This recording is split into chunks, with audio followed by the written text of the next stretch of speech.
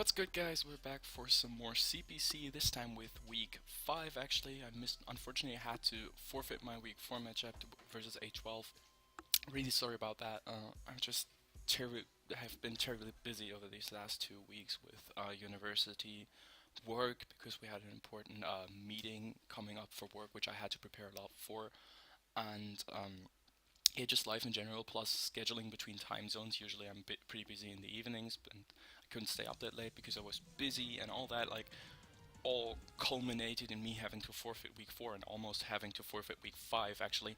Um, but I was able to play after all. I didn't take my usual amount of time to prep, so yeah, so that much for that.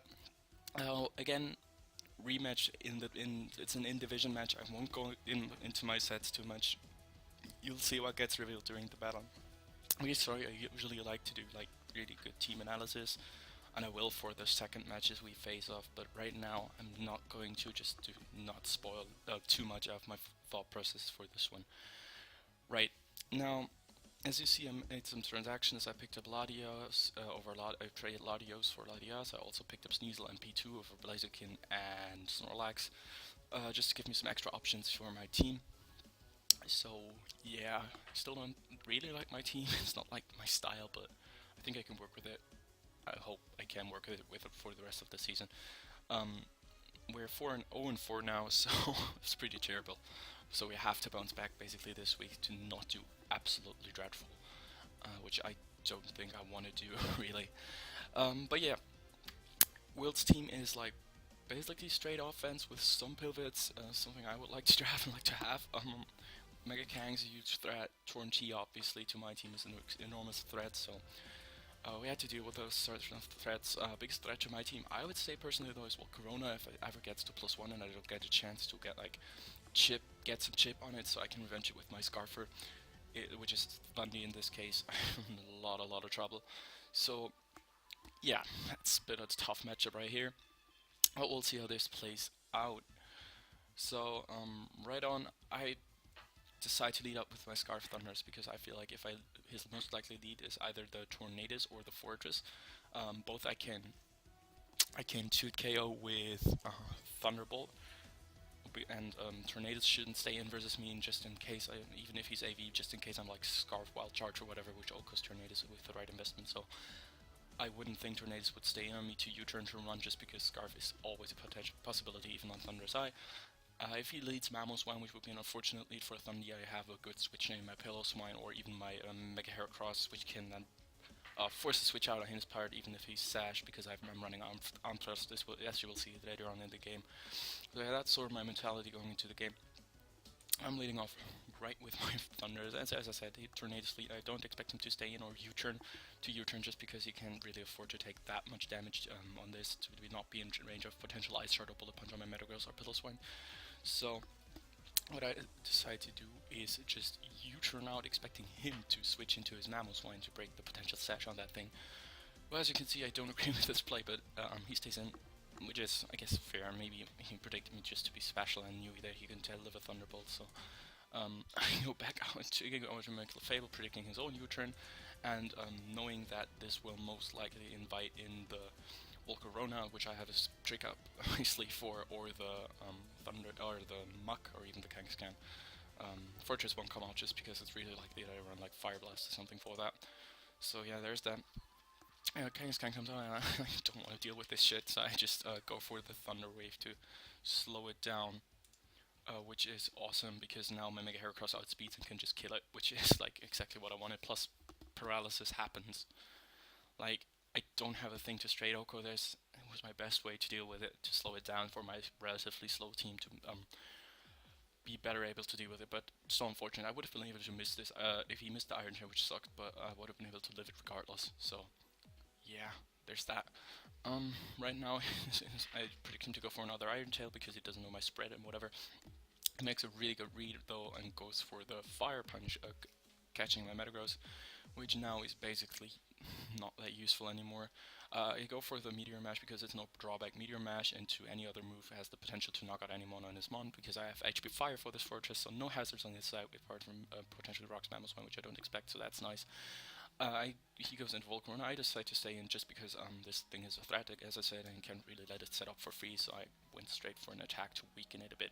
Now I go into my Latios and I'm specs, and I have a solid chance. I, do I? No, I don't have a chance to 2 KO the Alone Amok, but if I get 2 Dracos off on the Alone Amok, it can't beat my Clefable set anymore, and then looking at his team, Clefable just becomes such a huge nuisance for him.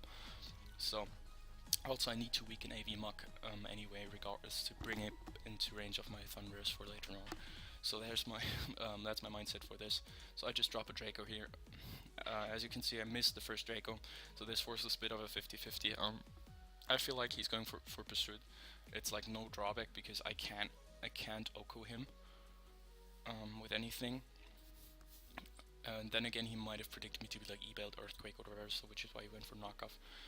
Yeah, but I predicted the Pursuit. He gets me with the knockoff play, but not before I had some juicy Draco damage off on the Muck, which puts him in range of basically all I needed. And now I get a free switch out into my Pillow Swine to get my Stealth Rocks, which is really nice considering he has like a potential Slash Mammo, the Tornadus, and the Volcarona. All weak rocks. He gets paralyzed here, which is really big because I'm not Mega'd yet, and Mega Heracross's bulk is way better than regular Heracrosses. So I would have taken with my spread a bit less than half from his attack, probably. So that's really unfortunate if he went for a turn, that is. And yeah, right now I can force this out though, but because of the paralysis, I would have been able to I would have been able to kill this, and then the game would have played out different from here though, because he would have gone either Tornadus or Volcarona, after which I then had to switch into and potentially take some damage on my Thunderous. But the game wouldn't. I can't say how much it mattered in the end, because it would have been an entirely different game. But this definitely helped me. Yeah, it's the game we play. Can't really do much about that. And as I said, it was my best chance of dealing with Mega Kang. And so yeah, right here I'm predicting a switch out right for the sub, because Muk was an obvious sack at this point. He basically only needed it for the Latios, so I can now finish this one off with an arm thrust and force him. Because I'm behind the sub, he can't spring in Tornadus or Volk, because with Rock Slap both die to my Rock Blast. So right here he's forced to sack his Mamoswine to the arm thrust in order to break my sub, which is brilliant, because right now my Thunderous has a really solid chance of sweeping late game. I just need some chip on the Mega Kang, and yeah, it's basically over.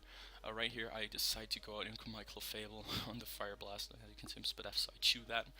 I'm predicting like Fire MZ or whatever, but no, so I'm just going for the T-Wave here. It's like my best play, because then Mega Heracross is able to deal with it. So I'm going to go for the T-Wave again in case I don't get like a low roll or whatever, but it's not happening. But now I get Pillow Swine, take any hint, just EQ, as I don't think he has Roost. Oh, he shows the Roost, I go for that again. And now I just go for the Stone Edge. I didn't want to risk the miss necessarily, but yeah, so there's that. Pillow Swine still at full health. He goes into Kang. As I said, I just need chip damage on this. Iron Tail won't do half to me. I can just go for EQ and get the chip I need for this. He drops my defense, but that doesn't matter because I can now go into my Heracross, chew any hit, and just fire off an Arm Thrust to kill this. Regardless, Arm Thrust was my best play because it can't miss. It would have hit this and would have put AV Tornadus in definite range of my Thunderous. So yeah, I select my Heracross, also go for Rock Blast obviously, but I go to Pillow Swine. I know I can take any hit, and go for Stone Edge, connect, and kill. Even if it didn't kill, I had a Scarf Thundy in the back, which could have knocked it out. If I don't know if it was an AV or not, but I could have knocked the Tornado out from this range, so it didn't really matter. And that's GG to Will. We pick up our first victory. It was a bit lucky, definitely. Again, the hacks matter, obviously. I don't know how much, because the game would have played out differently, sort of. But I still think I had a good chance of winning that with my Scarf Thundy in the end, given how well the rest of my team dealt with its Mamoswine. So yeah, definitely looking forward to have more hacks-free rematch, I hope. Yeah, that's it for this week of CPC. Hope you guys enjoyed. See you around.